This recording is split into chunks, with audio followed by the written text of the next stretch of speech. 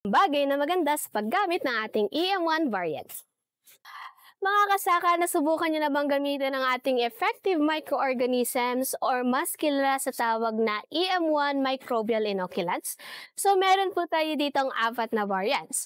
So, meron tayong EM1 crop, EM1 livestock or EM1 poultry, EM1 aquaculture use, and ang ating EM1 waste treatment.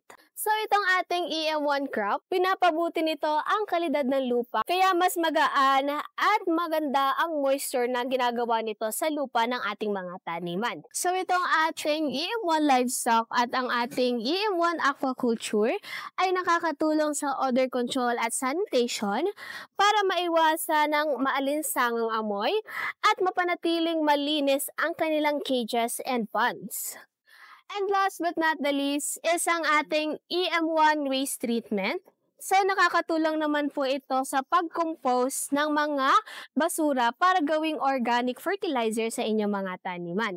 Kaya mga kasaka, para sa malinis at masaganang ani, dito ka na kay EM1 Microbial Inoculants.